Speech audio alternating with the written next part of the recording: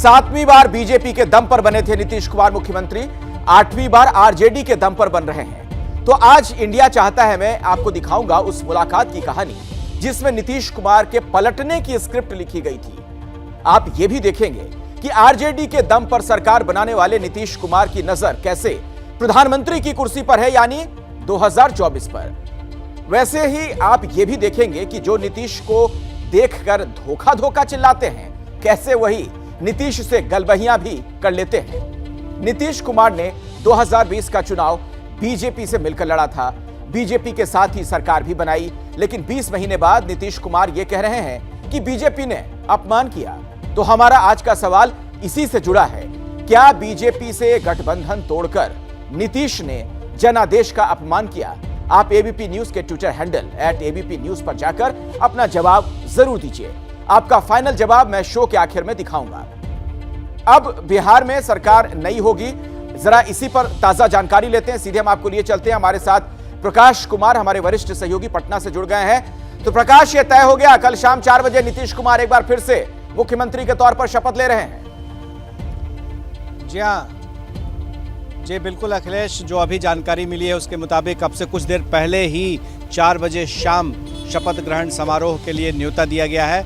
और अभी जो प्रेस रिलीज आया जो मुख्यमंत्री के यहाँ से, उसमें ये कहा गया है कि राज्यपाल ने उन्हें केयर टेकर मुख्यमंत्री के तौर पर उन्हें अभी रहने को कहा था। और अब शाम में कल 4 बजे शपथ ग्रहण समारोह का आयोजन होगा, जिसमें कि मुख्यमंत्री नीतीश कुमार खुद और डिप्टी सीएम के तौर पे तेजस्वी यादव के शपथ ग्रहण लेने की पूरी संभावना है डिप्टी सीएम के तौर पर। और भी कौन मंत्री हो सकते हैं, कांग्रेस पार्टी से कौन हो सकते हैं, जीतन राम मांझी की पार्टी से संतोष सुमन होंगे जो उनके बेटे हैं। तो ये सब कुछ अभी डिटेल्स अभी आना बाकी है, लेकिन ये तय हो गया है कि कल शाम में 4 बजे शपथ ग्रहण समारोह किया जाएगा।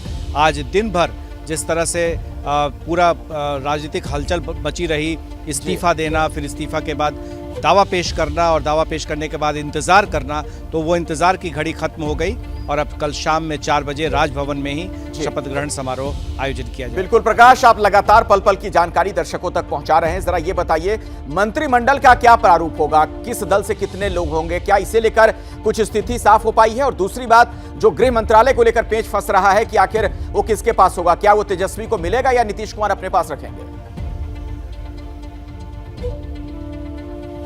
देखिए, जो संरचना दिख रही है इस नए गठबंधन के स्वरूप की, तो क्या 2015 में जिस तरह से नीतीश कुमार और लालू यादव के बीच संबंध थे, क्या वो गठबंधन उतना ही मजबूत होगा या आगे की क्या प्रक्रिया होगी?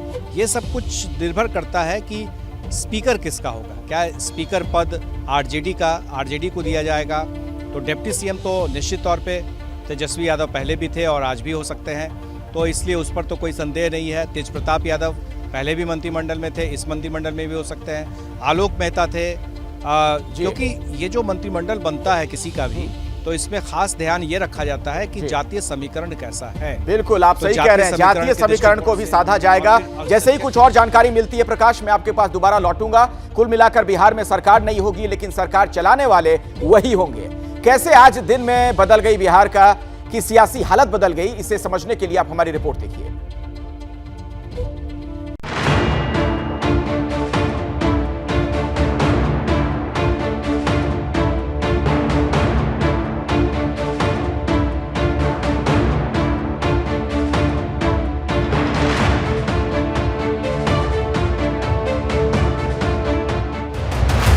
चाचा भतीजे के बीच गुल खिल गए, गिले मिट गए, शिकवे मिट गए।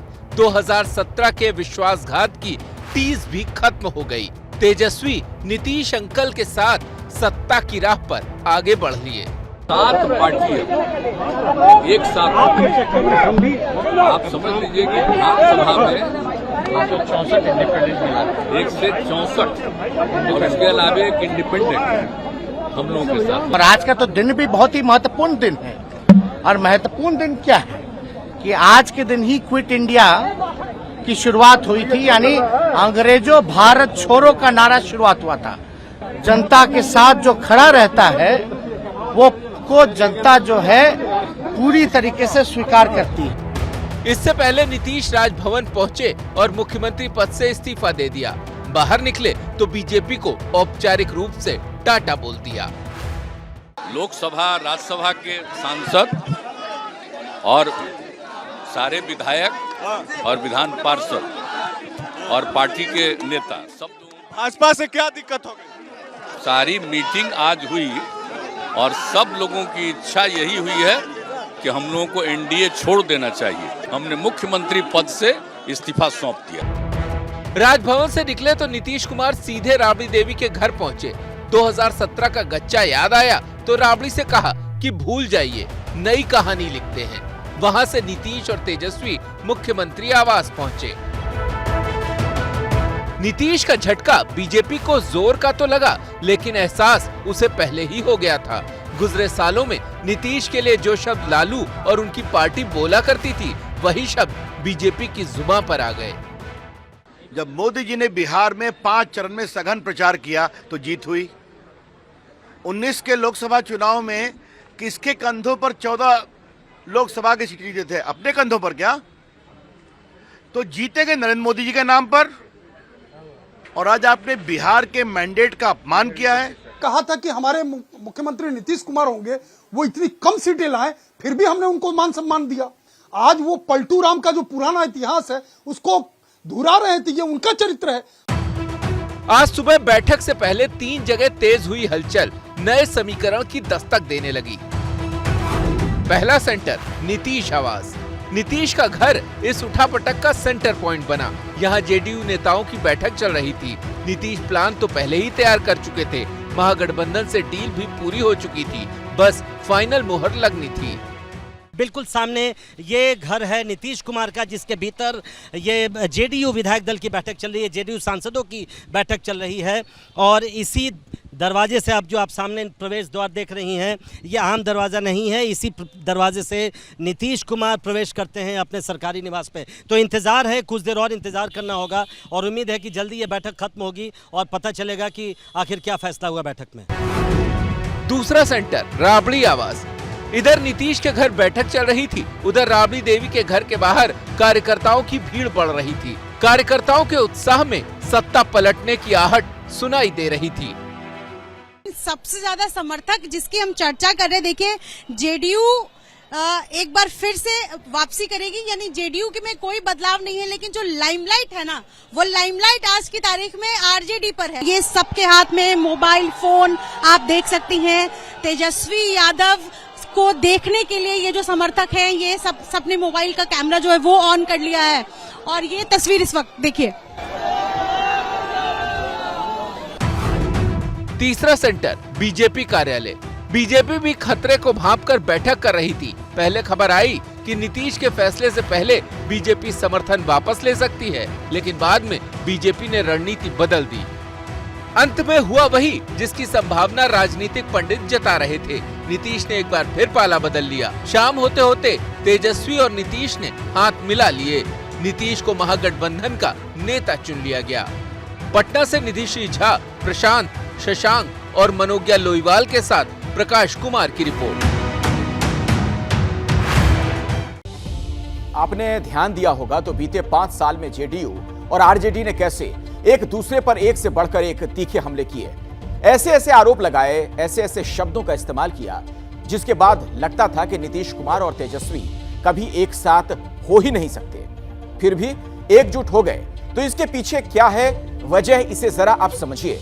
नीतीश कुमार को लग रहा था कि बीजेपी नित्यानंद राय को मुख्यमंत्री पद के लिए आगे बढ़ा रही है, यानी यादव वोट पर नजर। यह बात तेजस्वी यादव तक पहुंचा दी गई कि अगर बीजेपी ने किसी यादव को मुख्यमंत्री बना दिया तो तेजस्वी के लिए अपना कोर वोट बैंक बचाना भी मुश्किल हो जाएगा। इस बात पर नीतीश और तेजस्वी एक प्लेटफॉर्म पर आ गए। तेजस्वी को लगता है कि नीतीश के साथ रहने से देर सबेर नीतीश कुमार के साथ जुड़े अति पिछड़ों के वोट भी उनके खाते में आ जाएंगे। दूसरी तरफ नीतीश कुमार आरसीपी सिंह वाले प्रकरण के बाद बीजेपी को लेकर अलर्ट हो गए। उन्हें लगता है कि बीजेपी आज नहीं तो 2024 के चुनाव के बाद उन्हें छोड़ सकती है। चौथी वजह नीतीश कुमार की अपने राजनीतिक विस्तार को लेकर है।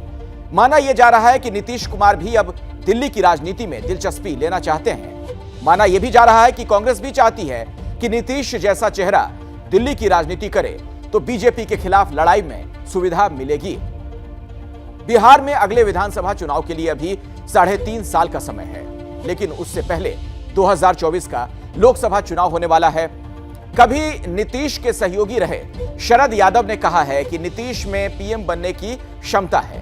तो कैसे 2024 की रणनीति बिहार में नीतीश की पलटमारी से जुड़ी है, इसे समझने के लिए आप हमारी ये एक्सक्लूसिव रिपोर्ट देखिए।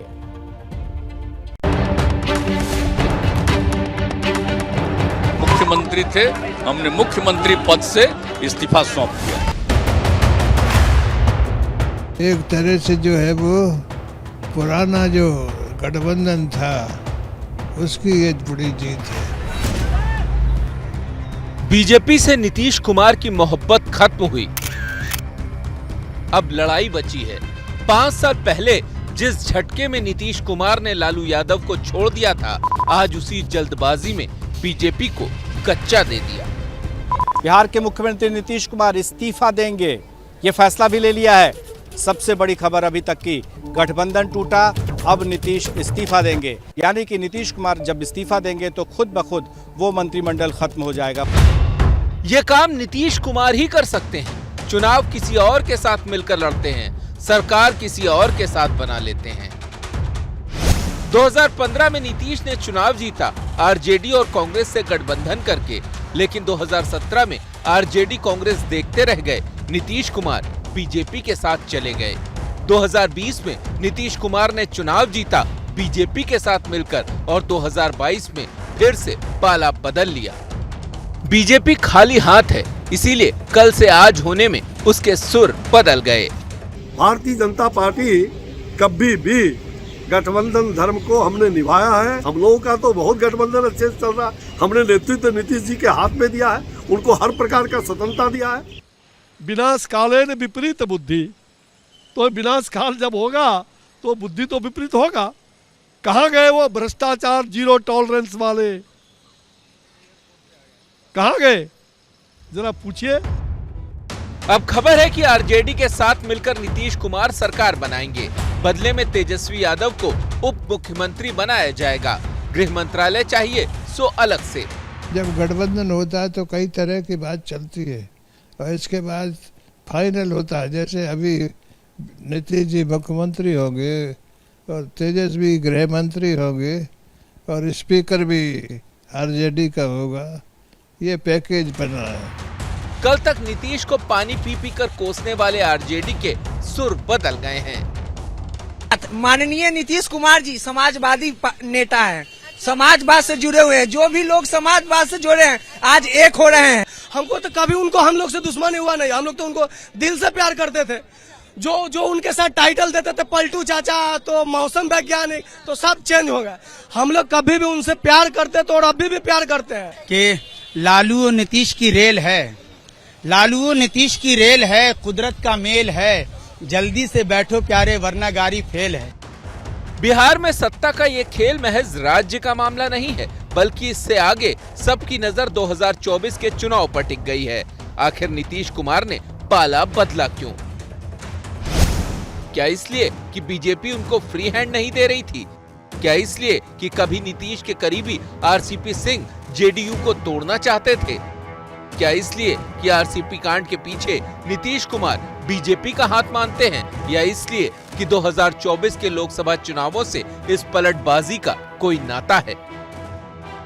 चौथा पॉइंट विशुद्ध राजनीतिक खेल है। आखिर जो आरजेडी तेजस्वी यादव को मुख्यमंत्री बनाने से 1 इंच पीछे नहीं हटना चाहती थी, वो डिप्टी सीएम के लिए कैसे तैयार हो गई?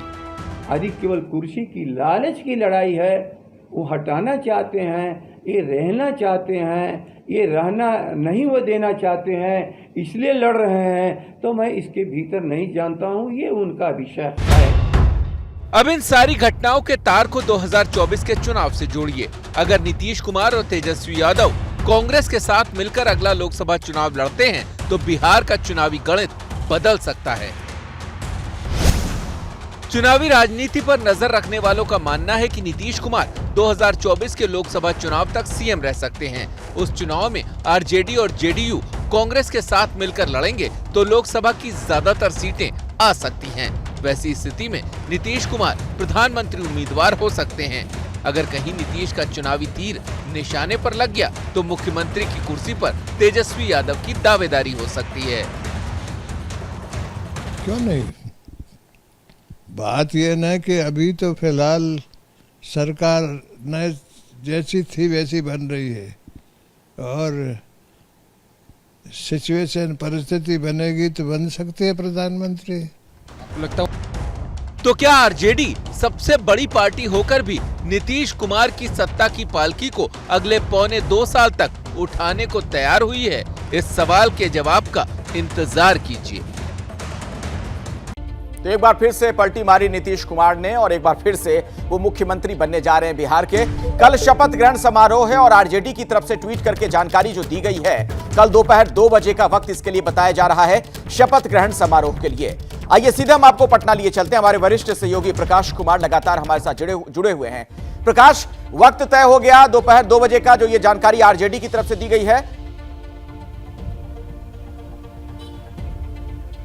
जी हाँ, अभी आरजेडी की तरफ से 2 बजे, हालांकि हमें जो जानकारी मिली थी वो शाम 4 बजे का था, तो हो सकता है कि बीच में कुछ बातचीत हुई हो और फिर 2 बजे का तय किया गया हो। लेकिन मुख्यमंत्री और डिप्टी सीएम, उप मुख्यमंत्री, 2 पद का शपथ ग्रहण समारोह होगा, ये आरजेडी कंफर्म कर रही है। हालांकि मुख्यमंत्री नीतीश कुमार की तरफ से अभी तक कोई आधिकारिक बयान नहीं आया है, न ही पार्टी की तरफ से कोई इस तरह का बयान आया है। आरजेडी की तरफ से जरूर ये बयान आ गया है। अब देखना होगा कि कल सुबह में क्या होता है, क्योंकि रात भर मंथन होगा कैसे क्या आगे बढ़ना है। चलिए, अब एक बात और बताइए प्रकाश, आपका आकलन क्या कहता है? जिस तरीके से एक जानकारी ये निकलकर सामने आ रही है कि एक संभावना है कि नीतीश कुमार 2024 में पीएम पद के दावेदार हो सकते हैं। इस रणनीति के तहत हो सकता है 2025 से पहले वो दिल्ली का रुख करें, तो क्या तेजस्वी के लिए वो रास्ता छोड़कर जाएंगे, रास्ता बनाकर जाएंगे? देखिए, 2024 के बाद क्या होगा ये कहना अभी मुश्किल है। हाँ, ये जरूर है कि 2024 के लिए नीतीश कुमार की तैयारी जरूर है केंद्र की राजनीति में आने की, ये मैं दावे के साथ कह सकता हूं। और उनकी नज़र नालंदा लोकसभा सीट भी है, जहां से वो तैयारी भी कर रहे हैं, उनके लोग वहां पर काम भी कर रहे हैं, केंद्र में जाने की तैयारी भी हो रही है।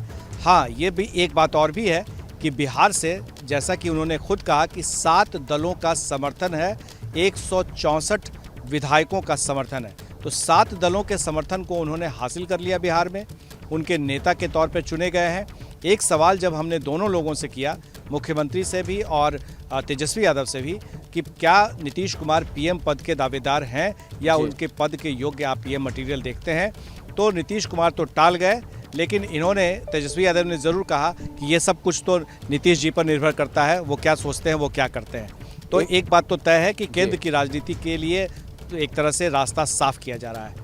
प्रकाश, एक बात और, डिप्टी सीएम के तौर पर तेजस्वी ही नजर आएंगे या कुछ इसमें चौंकाने वाली एंट्री भी हो सकती है आखिरी पलों में? देखिए, अभी तक तो डिप्टी सीएम के तौर पर, और आरजेडी ने ट्वीट भी कर दिया है कि उप मुख्यमंत्री और मुख्यमंत्री शपथ लेंगे, तो ये तो अब तय हो गया है। लेकिन उप मुख्यमंत्री तेजस्वी यादव होंगे या और कोई और हो सकता है परिवार से, इस बारे में अभी कुछ खुले तौर पे नहीं कहा गया। लेकिन हमारे सूत्र बताते हैं कि तेजस्वी यादव का ही नाम है और उसी पर चर्चा भी हुई है और उन्हीं को बनाने की बात भी हो रही है। चलिए प्रकाश, आप हमारे साथ जुड़े रहें, जैसे ही कुछ और अपडेट होगा हम आपका दोबारा रुख करेंगे। दरअसल नीतीश कुमार 2024 में पीएम पद के दावेदार हो सकते हैं और इसमें कोई बुराई भी नहीं है। लोकतंत्र की यही तो खूबसूरती है। नीतीश कुमार बिहार को सुधारने का, एक बेहतर शासन देने का, विकास करने का दावा करते रहे, लेकिन 17 सालों में बिहार को उन्होंने किस हाल में पहुंचाया, इसे आप देख लीजिए। बिहार देश का चौथा सबसे बेरोजगार राज्य है। यहां बेरोजगारी दर है 18.8%। यहां देश की सालाना प्रति व्यक्ति आय 1.5 लाख रुपए है, वहीं बिहार की 50,555 रुपए। बिहार देश का सबसे गरीब राज्य है। यहां 51.91% लोग गरीब हैं। बिहार देश का सबसे ज्यादा कुपोषित राज्य है। यहां 51.88% लोगों को पौष्टिक खाना नहीं मिलता। उत्तर प्रदेश के बाद सबसे ज्यादा शिशु मृत्यु दर बिहार में ही है। वहां यह दर 4.58% है। बच्चे स्कूल का मुंह तक नहीं देख पाते। इस दुर्भाग्यपूर्ण मामले में बिहार नंबर 1 है। यहां आज भी 26.27% बच्चे स्कूल नहीं जा पाते। इन आंकड़ों के आधार पर आप यह कह सकते हैं कि बिहार के लोगों को बेहतर भविष्य नहीं मिला। लेकिन नीतीश कुमार के लिए उनकी पार्टी, उनके नेता ये सोचते हैं कि वो पीएम बन सकते हैं। नीतीश कुमार पीएम बन सकते हैं, लेकिन इस रास्ते में बड़ी मुश्किलें भी हैं। देखिए हमारी रिपोर्ट। पीएम मटेरियल तो हैं ही नीतीश जी, और हम तो हमेशा से इस बात की कामना करते रहे हैं। भारत का संविधान कहता है कि जो भी 25 साल से ज्यादा उम्र का हो, लोकसभा में उसको बहुमत हासिल हो, वो दिवालिया ना हो, तो देश का प्रधानमंत्री बन सकता है। इस लिहाज से कोई भी हिंदुस्तानी प्रधानमंत्री बन सकता है। आखिर बेहद गरीबी में पले लाल बहादुर शास्त्री भी प्रधानमंत्री बने, और बचपन में चाय बेचकर गुजारा करने वाले नरेंद्र मोदी भी। आप चाय उगाने वाले हैं, मैं चाय बनाने वाला हूँ। गरीब को जरा कड़क चाय ज्यादा अच्छी लगती है। अब मुझे वो बचपन से आदत है, तो जरा निर्णय मैंने कड़क लिया। नीतीश कुमार भी 2024 के लिए प्रधानमंत्री पद के दावेदार हो सकते हैं, लेकिन इस दावेदारी के आगे आगे कई सवाल घूम रहे हैं। विधानसभा में सिर्फ 43 सीटें जीतने वाले नीतीश कुमार क्या लोकसभा चुनाव में बम्पर जीत हासिल कर लेंगे? क्या तेजस्वी के साथ उनका गठबंधन बिहार की जनता के दिलों को जीत लेगा? क्या विपक्ष की सबसे बड़ी पार्टी कांग्रेस नीतीश कुमार को अपना नेता मान लेगी? क्या ममता बनर्जी से लेकर चंद्रशेखर राव जैसे नेता नीतीश कुमार के नाम पर तैयार हो जाएंगे?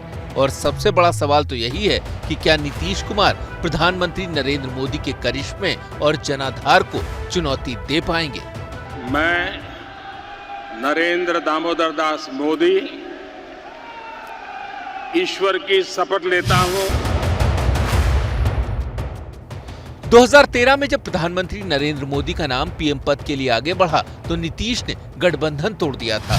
लेकिन 2014 के लोकसभा चुनाव में बीजेपी ने 22 सीटें जीती थी, जबकि नीतीश कुमार सिर्फ 2 सीटें जीत पाए। वहीं 2019 के लोकसभा चुनाव में बीजेपी से मिलकर नीतीश कुमार ने चुनाव लड़ा, तो बीजेपी 17 में 17 सीटें जीत गई और जेडीयू 17 में 16 सीटें। अब नीतीश कुमार सोच सकते हैं कि अगला चुनाव वो तेजस्वी के साथ मिलकर लड़ सकते हैं और जीत सकते हैं, लेकिन जिस आरसीपी सिंह जैसे ब्यूरोक्रेट को उन्होंने 3 बार सांसद बनाया, बड़े बड़े नेता होने के बावजूद पार्टी का राष्ट्रीय अध्यक्ष बनाया, वही आरसीपी सिंह कह रहे हैं कि पीएम और नीतीश कुमार मुंगेरी लाल के हसीन सपने जैसा है। नीतीश कुमार क्या प्रधानमंत्री बनना चाहते हैं? 7 जन्म में नहीं बनेगा, 7 जन्म में बोल रहा हूँ, ये जन्म तो छोड़ दीजिए। बिहार में जेडीयू, आरजेडी और कांग्रेस के महागठबंधन ने 2015 के विधानसभा चुनाव में बीजेपी को हरा दिया था, लेकिन अगले लोकसभा चुनाव में भी यही उदाहरण दोहराया जाएगा, इसकी क्या गारंटी है? आखिर पिछले लोकसभा चुनाव में यूपी में एसपी और बीएसपी ने मिलकर चुनाव लड़ा, फिर भी बीजेपी ने उनको बुरी तरह हरा दिया।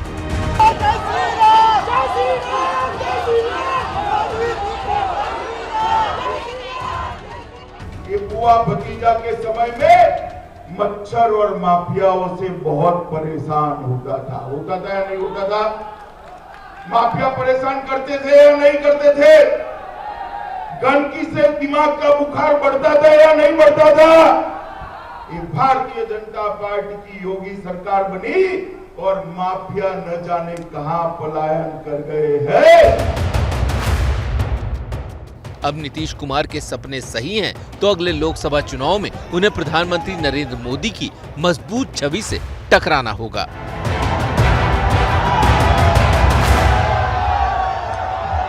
एक बार फिर से स्वागत है आपका। आप देख रहे हैं इंडिया चाहता है।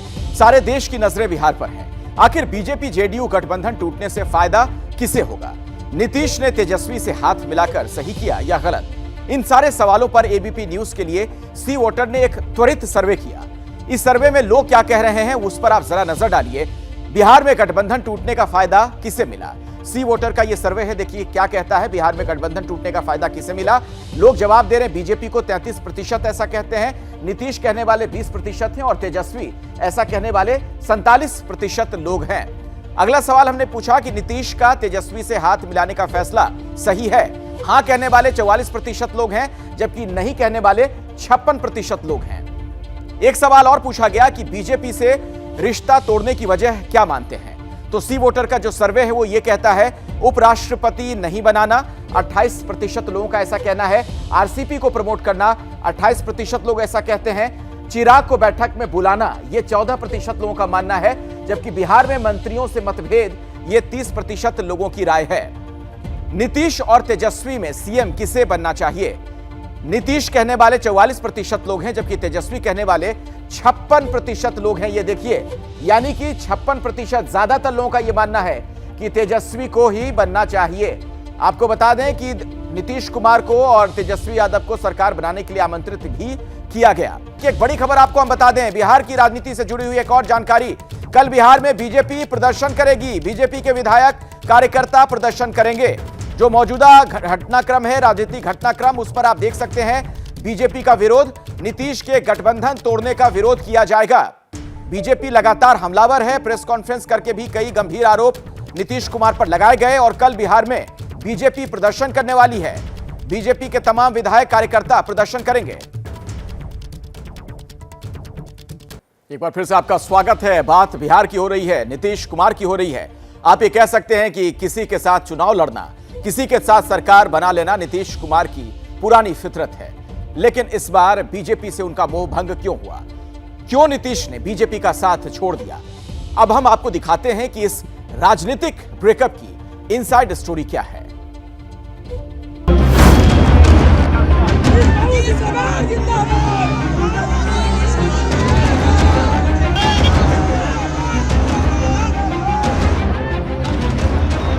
हम लोग जो उधर थे उनसे हम लोगों ने रास्ता आज समाप्त कर लिया। सब लोगों की राय थी कि भाई आप अलग हटिए। जो परिस्थिति बन रही थी उसको लेकर के अच्छा नहीं लग रहा था। अपमान, साजिश, धोखा। बीजेपी से गठबंधन तोड़कर इस बार पलटी मारने की ये 3 वजहें नीतीश कुमार ने बताई हैं। पहला सवाल ये है कि बीजेपी का वो कौन सा नेता है जो नीतीश कुमार का अपमान कर रहा था। दूसरा सवाल ये कि क्या बीजेपी नीतीश कुमार को कमजोर करने की साजिश रच रही थी। तीसरा सवाल ये कि बीजेपी ने नीतीश के साथ धोखा किया। बिहार में सत्ता पलट की इनसाइड स्टोरी जिसके बारे में हम बताने जा रहे हैं, उसकी शुरुआत तो 2020 में सरकार बनने के साथ ही शुरू हो गई थी। बीच बीच में कई बार ऐसे मौके आए जब दोनों के संबंध बिगड़ गए थे, लेकिन बार बार डैमेज कंट्रोल करने की कोशिश की गई। आखिर इस बार ऐसा क्या हुआ कि नीतीश कुमार मानने को तैयार नहीं हुए और वो उस गठबंधन के साथ जाने को तैयार हो गए जिसे उन्होंने 2017 में भ्रष्टाचार के नाम पर छोड़ दिया था। सबसे पहले उन किरदारों के बारे में जान लीजिए जिनके चलते नीतीश कुमार का गुस्सा 7वें आसमान पर पहुंच गया। इसमें सबसे पहला किरदार है विधानसभा अध्यक्ष विजय कुमार सिन्हा, जिनसे नीतीश कुमार की तकरार को पूरी दुनिया ने देखा। दूसरा किरदार है आरसीपी सिंह, जो कभी नीतीश के बेहद करीबी थे, लेकिन बीजेपी से उनकी करीबी के चलते नीतीश ने उन्हें पार्टी से बाहर का रास्ता दिखा दिया। तीसरा किरदार है बिहार बीजेपी के अध्यक्ष संजय जायसवाल और चौथा किरदार एलजेपी के नेता चिराग पासवान। इस तरह से नहीं चलेगा, ये बिल्कुल आप ही बता दें जैसे चले उसी तरह चलाएंगे। आप कौन है जो आप कह रहे हैं कि आज नहीं इसको दूसरे दिन देंगे? ये बात किसी भी तरह से मंजूर नहीं है। मैं आसन से संरक्षित सदस्यों को करने के लिए करिएगा। और आपको मालूम है अभी हमने क्या कहा, ये इंटरफेरेंस नहीं करना चाहिए, ये बात हम कह देते हैं। मार्च 2022 में विधानसभा के अंदर स्पीकर विजय सिन्हा को कुछ इस तरह नीतीश ने डांट लगाई थी। नीतीश बार बार संविधान का हवाला देते रहे, लेकिन विधानसभा के भीतर ही वो स्पीकर का अपमान करते रहे। नीतीश का गुस्सा इस कदर था कि स्पीकर कहते रहे कि हमें सुनिए, लेकिन नीतीश ने कहा आप कौन हैं? मुख्यमंत्री नीतीश कुमार और स्पीकर विजय सिन्हा के बीच तकरार की वजह बनी इसी वर्ष की एक घटना। दरअसल लखीसराय विधानसभा क्षेत्र है विजय सिन्हा का। वहीं पर बीजेपी के कार्यकर्ताओं को कोविड कानूनों के उल्लंघन के लिए गिरफ्तार किया गया। इसके बाद जब बातचीत हुई तो बात बनी नहीं और फिर सीधा हमला बोला विजय सिन्हा ने मुख्यमंत्री नीतीश कुमार पर। तब से स्थितियां और रिश्तों में खटास लगातार जारी है। कहा जा रहा है कि नीतीश ने स्पीकर के सवाल उठाने को दिल पर ले लिया। वैसे ये कहानी सिर्फ एक दिन की नहीं है। शुरुआत तो 2020 में सरकार बनने के साथ ही हो गई थी, जब नीतीश की मर्जी के खिलाफ बीजेपी ने विजय सिन्हा को स्पीकर बना दिया था। नीतीश चाहते थे कि बीजेपी अपने कोटे के मंत्री और स्पीकर चुनते वक्त उनकी मर्जी का भी ख्याल रखे, लेकिन ऐसा नहीं हुआ। चुनाव में कम सीटें आने की वजह से नीतीश उस वक्त चुप रहे, लेकिन जब स्पीकर विजय सिन्हा ने नीतीश के काम करने पर सवाल उठाया तो वो भड़क गए। कहा तो ये भी जा रहा है कि नीतीश ने उसी दिन इस्तीफा देने का मन बना लिया था। अब बीजेपी पूछ रही है कि नीतीश बताएं कि हमने कब उनका अपमान किया। अब अभी तक कोई स्टेटमेंट ऐसा बीजेपी के किसी नेता ने नहीं दिया जिससे उनका अपमान हो। उल्टे उन्हीं के नेताओं ने जो बयान दिया है उससे हमारी पार्टी को नुकसान करने का प्रयास किया गया।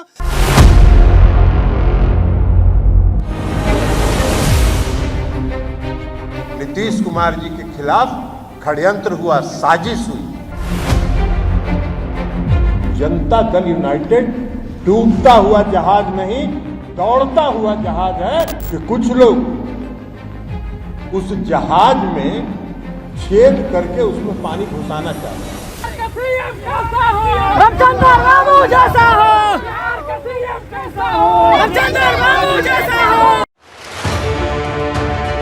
तालाब के किनारे बैठे जेडीयू के पूर्व राष्ट्रीय अध्यक्ष आरसीपी सिंह नीतीश के साजिश वाले आरोप के केंद्र में हैं। नीतीश को लगता है कि आरसीपी सिंह बीजेपी का वो मोहरा है जिन्हें एकनाथ शिंदे की तरह बीजेपी उनके खिलाफ इस्तेमाल करने वाली थी। वैसे भी आप जरा देख लीजिए, ये तो बिल्कुल डूबता हुआ जहाज है। मैं तो अपने सब वर्करों से कहूंगा कि जहां काम होना है वहां चलो, अपने साथ रहो मजबूती से। जिस आदमी को कहां से कहां हम बढ़ाए हैं, और उसके बाद जो काम हुआ है आगे गड़बड़, जो सब सूचनाएं मिल रही थी पार्टी के सब लोग, तभी तो सारे हमारे पार्टी के लोग इस बात को लेकर के हमको कह रहे थे, हम नहीं कुछ करते थे। और तब जाकर के मीटिंग और सब ये बात हो गई, और तभी इन सब लोगों से बात हो गई और एक साथ हम लोग मिलकर के अलग हो गए। नीतीश कुमार ने ही आरसीपी सिंह को जेडीयू का राष्ट्रीय अध्यक्ष बनाया था। आरसीपी सिंह जेडीयू की तरफ से मोदी सरकार में मंत्री थे। कहा जा रहा है कि मोदी सरकार में मिले मंत्री पद को लेकर नीतीश आरसीपी से नाराज थे। नीतीश सीटों के अनुपात में केंद्र में ज्यादा प्रतिनिधित्व चाहते थे, लेकिन बीजेपी इसके लिए राजी नहीं हुई। मंत्रिमंडल विस्तार से पहले नीतीश कुमार ने मंत्रिमंडल विस्तार के बारे में बीजेपी से चर्चा करने की जिम्मेदारी आरसीपी सिंह को सौंपी, लेकिन आरोप लगा कि आरसीपी सिंह केवल एक मंत्री पद पर राजी हो गए और खुद ही मंत्री भी बन गए। कहा जाता है कि तब से ही नीतीश कुमार की नजरें आरसीपी सिंह को लेकर टेढ़ी हो गई थी। जब आरसीपी सिंह का राज्यसभा टर्म खत्म हुआ तो नीतीश ने उन्हें दोबारा उम्मीदवार नहीं बनाया। नतीजा ये हुआ कि आरसीपी का मंत्री पद चला गया। इसके बाद नीतीश ने आरसीपी के करीबी नेताओं को किनारे लगाया और अंत में उन पर भ्रष्टाचार के तमाम आरोप लगाकर पार्टी से बाहर का रास्ता दिखा दिया।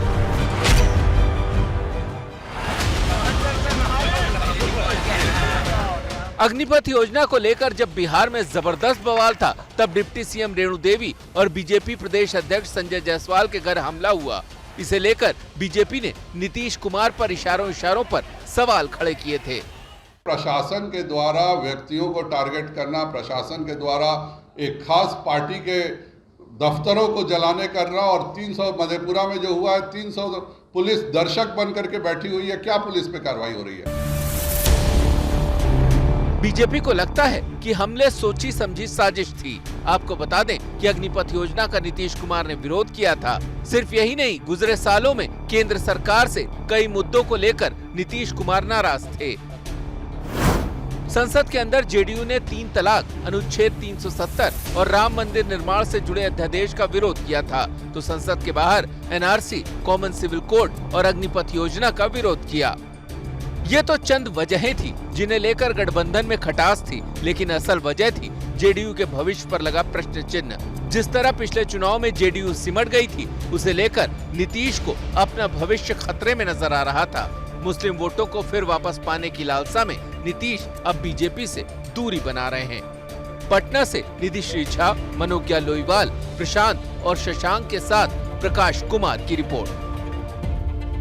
और अब बारी है आज की लीड स्टोरी पर आपकी राय जानने की। तो हमारा आज का सवाल यह था कि क्या बीजेपी से गठबंधन तोड़कर नीतीश ने जनादेश का अपमान किया? 48% लोग मानते हैं कि हां, उन्होंने जनादेश का अपमान किया है। जबकि 52% लोग ऐसा नहीं मानते हैं।